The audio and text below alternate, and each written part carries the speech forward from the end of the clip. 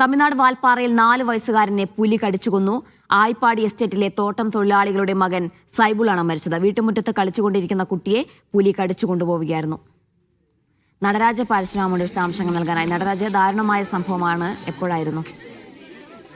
വൈകിട്ട് 7:30 കൂടിയാണ് സംഭവം. വീട്ടിന് മുറ്റത്ത് കളിച്ചുകൊണ്ടിരുന്ന കുട്ടിയെ കാണാതായതിനെ തുടർന്ന് രക്ഷിതാക്കളും പ്രദേശവാസികളും നടത്തിയ തെരച്ചിലിലാണ് തൊട്ടടുത്തുള്ള കാട്ടിൽ നിന്നും കുട്ടിയുടെ ഭക്ഷിക്കപ്പെട്ട നിലയിൽ കുട്ടിയുടെ മൃതശരീരം കിട്ടിയത്.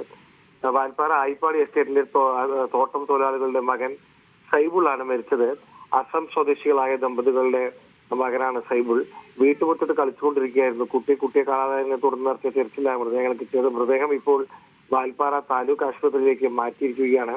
നമുക്കറിയാവുന്ന പോലെ കഴിഞ്ഞ 6 മാസത്തിനിടെ പ്രദേശത്ത് നടക്കുന്ന 3ാമത്തെ ഇത്തരം ദാരുണമായ സംഭവമാണിത്. നേരത്തെയും കുട്ടികളെ പുലി കടിച്ചു കൊണ്ടുപോകുന്ന സംഭവങ്ങൾ വാൽപ്പാറ ഭാഗത്തു നിന്നും റിപ്പോർട്ട് ചെയ്തിരുന്നു. ഫെൻസിംഗ് ഉൾപ്പെടെയുള്ള സുരക്ഷാ ക്രമീകരണങ്ങൾ ഇല്ലാത്തതാണ് ഇത്തരത്തിൽ സംഭവിക്കുന്നതിന് കാരണമെന്ന ആരോപണം വീണ്ടും തോട്ടം തൊഴിലാളികൾ ഉന്നയിച്ചിരിക്കുകയാണ്. ശരി, നടരാജ പരശുരാമാണ് വിശദാംശങ്ങൾ നൽകിയത് തൃശ്ശൂരിൽ നിന്ന്.